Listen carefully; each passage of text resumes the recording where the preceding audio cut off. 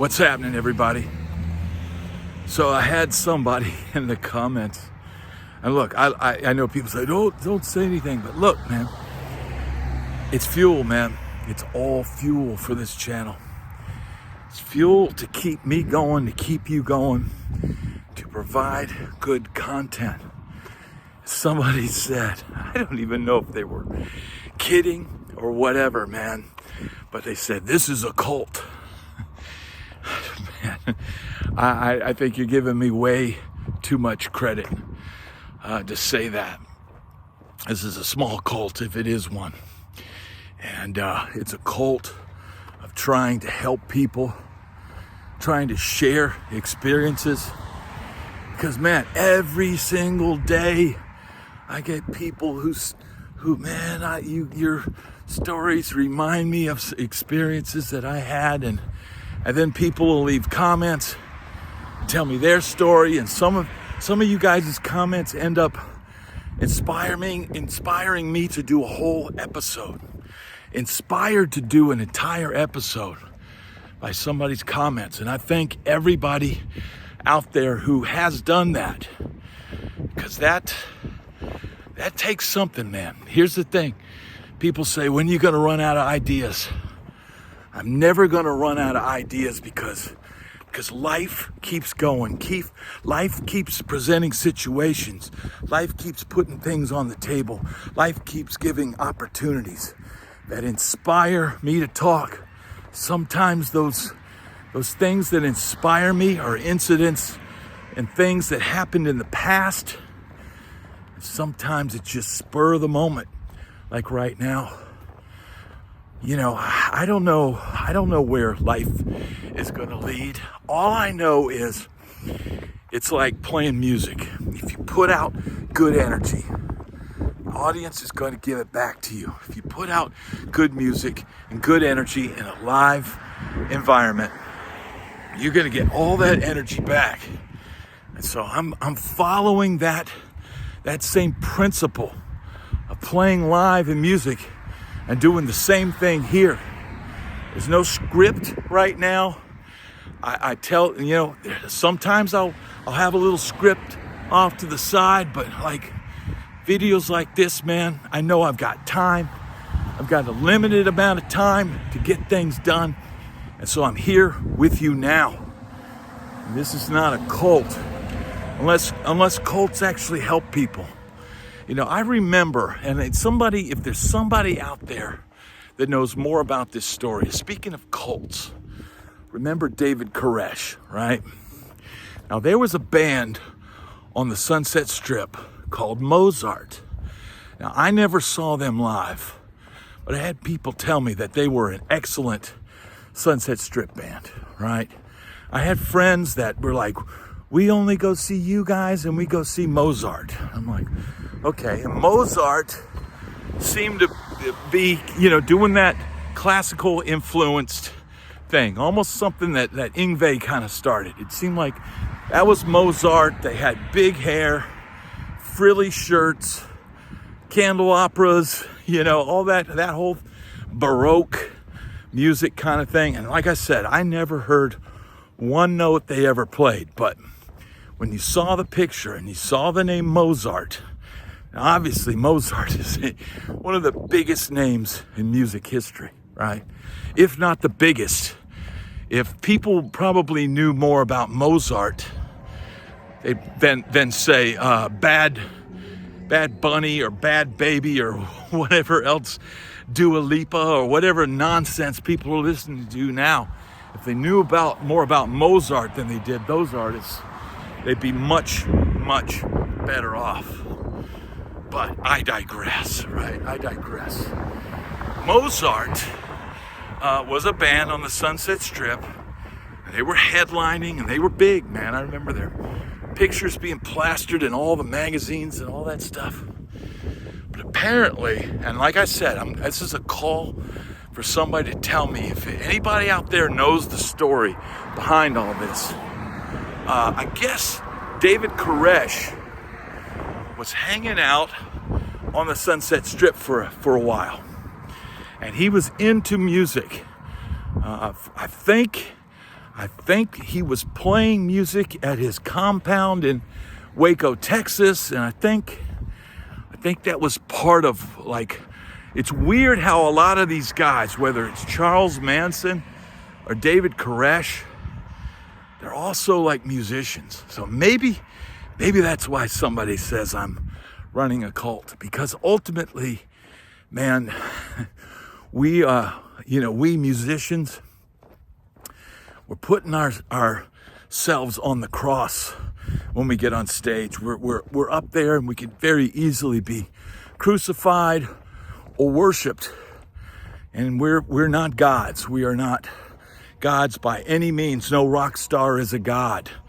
I know I've got a membership level that's called Guitar God, but maybe I need to just change that, because there is no God but the one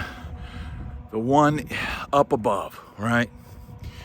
Here's the deal, man. David Koresh, if I got this right, let me know, but David Koresh was hanging out with the band Mosart and really liked the band. If I remember correctly, that's the story that I remember. Now, I tried to do a search on this story. I tried to dig it up.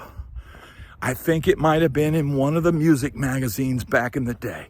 I think it might have been in one of the local rags, which most of those rags, whether it be old issues of BAM or Music Connection or Rock City News, or I think there was a magazine called Screamer and LA Rocks and whatever else. Here's the thing, man. The Sunset Strip scene, there were all these rags that would be, in front of the clubs. They'd have these things where they put these like magazine stands. And so these things would be free. They would print up copies and put them in all the clubs, these different magazines. And the magazines would sell advertising space. They'd sell advertising space to the bands and to the products and stuff that would sell to that market, whether it be wigs or hair treatments or haircuts or hair color or spandex or guitar shops or, carving or, and whatever, man. They would buy ads in these things, and that would keep these magazines afloat. That would keep them putting out an issue, once a month or every 2 weeks or whatever it was.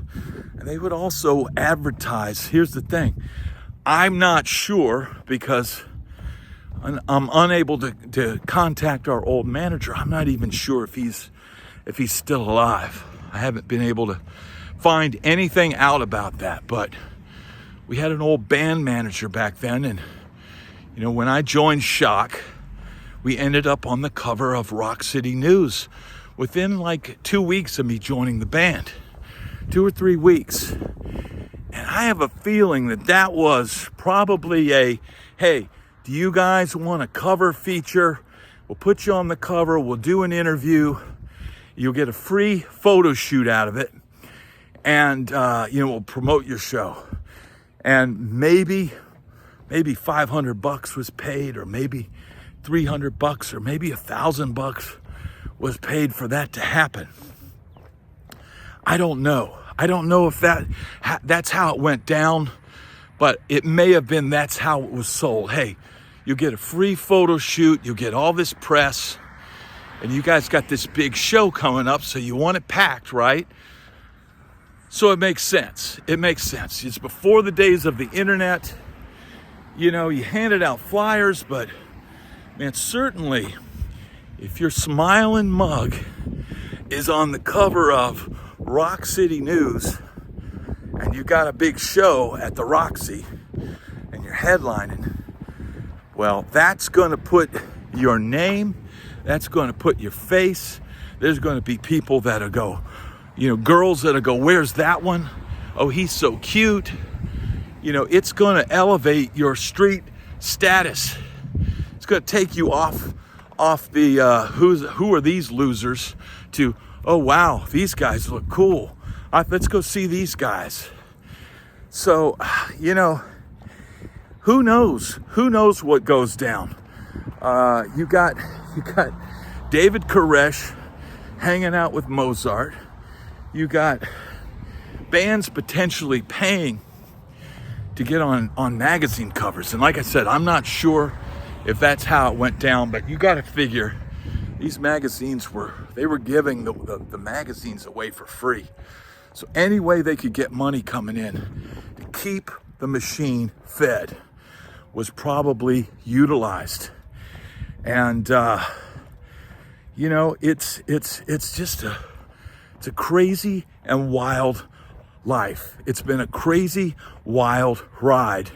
And here I am now, walking through a humid, hot afternoon, Florida, you know, Saturday afternoon, dude. Let me tell you something. If it was Saturday afternoon at the Shock House back in the day, right? Probably be waking from a nap about right now. It's maybe what, 3 o'clock in the afternoon or something like that. Be waking from a nap and then getting up and going, hey, what are we doing tonight? What's going on? I'd go inside the Shock House because my house was like an attached room outside of the house. I'd go into the house. I'd knock on Greg's door.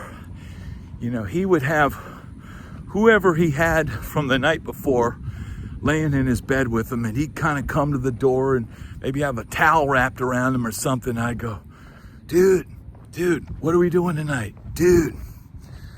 And he goes, shh, hey, I gotta get, he'll come out and go, I gotta get her out of here. I'll come to your room, and you know, after she leaves. I was like, all right, man, cool. And you'd start to make your plans for your night, which would be probably, hey, we're gonna go do this. We're gonna pick up a 12-pack. Hey, do you have a couple bucks? Yeah, I got $5. Okay, cool. And everybody scraped together their money. Usually it would be, hey, we got these flyers, man. We gotta hand out these flyers. Usually it would end up with a night on the Sunset Strip, and most of the time will be spent on the street. Even though the clubs we were playing, we had free reign to go in and out. Hey, we're playing here in 2 weeks. Here's our flyer. Can we go in? Oh yeah, go on in. Because they know you're gonna go in, you're gonna say hi to people, you're gonna be seen, and you're promoting. That's what you're doing. So the clubs, all of a sudden, these clubs that were charging $10, $15 to get in, you got free reign. You're able to go in. But here's the thing, you didn't have enough money to drink in the club. So your drinking would be done, you know, in the car, in the parking lot, tailgating before you walk down to the strip. And we would usually stash a beer in a jacket or down your pants or whatever. And that's probably how things would happen. But once you were down there, you never knew what you would run into. People, you'd meet people. You know, the thing about hanging out with our old bass player Greg is he seemed to know hundreds of girls, hundreds. And he was constantly, oh, here's so-and-so, and all of a sudden he's getting some huge hug, and he's swinging this girl around, and this, and I'm just standing there like going, this guy could like not take a shower, go down to the strip, his hair all greasy and everything, and women loved him. That's a good dude to get to hang with. Because you realize, hey, it's not about how much money you have. It's not about the outfit you're wearing. He could wear the most ridiculous outfits and not have to, hey, I didn't have time to shower. And you just dude, just put on your clothes, come on. And he would go down there with you, and girls would be all over him. He had hair down to his ASS, right? That might have been a huge part of it. He kind of looked like Tom Kiefer with real long hair that would literally, it was longer than 99% of the girls on the Sunset Strip. And so that was some of the interesting things that would go down. And from that, you might end up at an after party. You might end up, a couple girls following you back to the house, or you might end up, at some jam till all hours of the night. It was like a whole nother world. Once you joined a Sunset Strip band, you were opened to a world that you had no idea even existed. And all of a sudden, the doors are all magically open.